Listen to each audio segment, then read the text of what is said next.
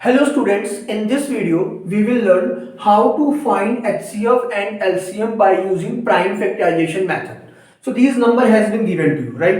So सबसे पहले आप क्या करोगे? सबसे पहले आप प्राइम फैक्टर निकालो, तो हमने पहले से ही फाइंड करके रखा हुआ है। आप प्राइम फैक्टर निकाल लोगे। अब आपको HCF फाइंड आउट करना है। तो HCF आपका क्या होगा? जो भी कॉमन फैक्टर है, क्योंकि अब हमें इन तीनों नंबर का HCF निकालना है और तीनों नंबर का LCM निकालना है। तो जो भी कॉमन प्राइम फैक्टर होगा, ये सब प्राइम फैक्टर है, जो भी कॉमन होगा उसकी लीस्ट वैल्यू, जैसे यहाँ पे 2 2 2 तीनों में उसकी लीस्ट वैल्यू 2 HCF में, ठीक है।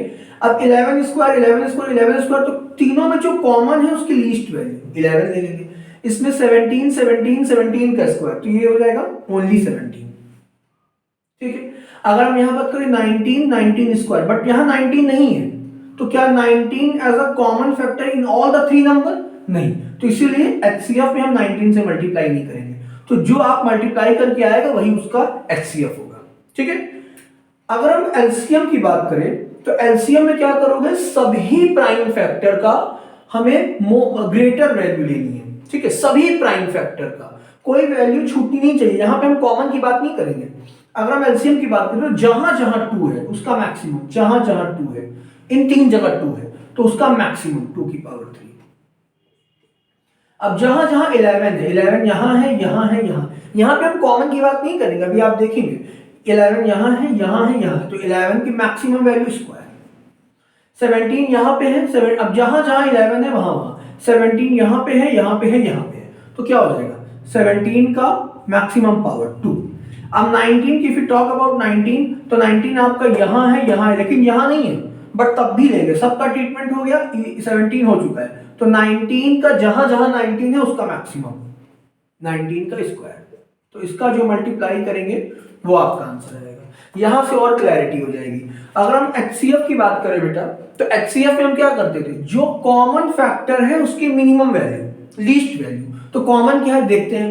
2 यहां पे है, यहां पे है, यहां 2 नहीं है, इसका मतलब 2 नहीं लेंगे। यहां पे 5 है, 5 का स्क्वायर है, बट यहां 5 कहीं नहीं है। यहाँ 3 स्क्वायर है, 3 स्क्वायर है, यहाँ 3 नहीं है। 17 यहाँ पे है, यहाँ पे है। 7 यहाँ पे है, 7 और नहीं है। यानी कोई ऐसा नंबर नहीं है जो तीनों पे हो। ऐसी सिचुएशन में HCF क्या आएगा? 1 आएगा। क्यों?